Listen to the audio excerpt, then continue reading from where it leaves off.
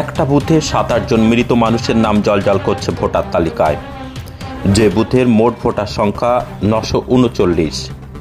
2 বছর, 5 বছর, এমনকি 10 বছর আগেও মারা গেছে এমন ব্যক্তির নামও ভোটার তালিকায়, জানিয়ে উঠছে একাধিক প্রশ্ন।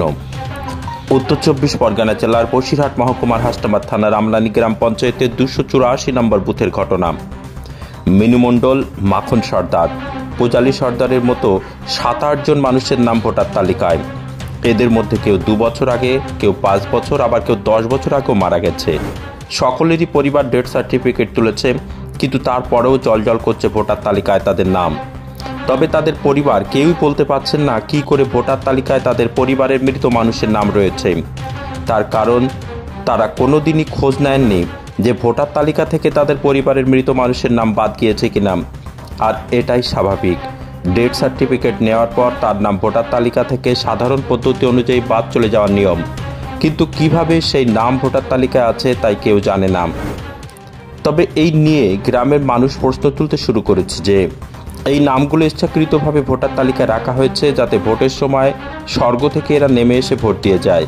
এই নামগুলো ব্যবহার করে ভোট দেওয়া হয়। যদিও পঞ্চায়েতের উপপ্রধান নাসির উদ্দিন গাজী বলেন, এরকম ঘটনা আমার জানা নেই। জানলাম, এবার অবশ্যই বিষয়টা আমরা দেখব এবং ঊর্ধ্বতন কর্তৃপক্ষকে জানাবো। দেখুন, এই ভোটার লিস্টে 284 নম্বর বুথে 939 জন ভোটার আছে এবং এরকম ভোটার 7-8 জন তো পাওয়া গেছে। এই এগুলো হচ্ছে সম্পূর্ণভাবে যে শাসক দল আছে বর্তমান, সেই শাসক দলের পুরো পকেট ভোট।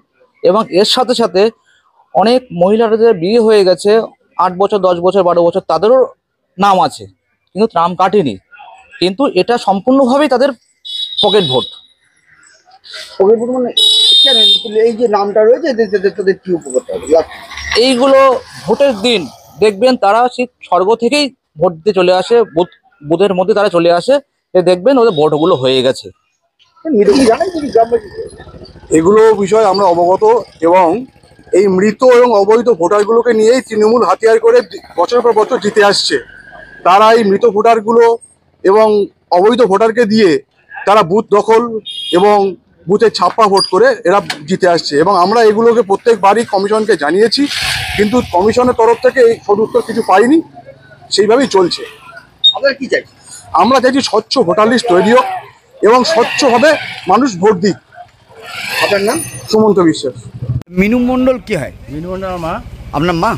উনি কি মারা গেছে? হ্যাঁ, মারা গেছে। আচ্ছা, তো এখনো কি ওনার নাম ভোটার লিস্টে আছে? আমরা বলতে পারবো।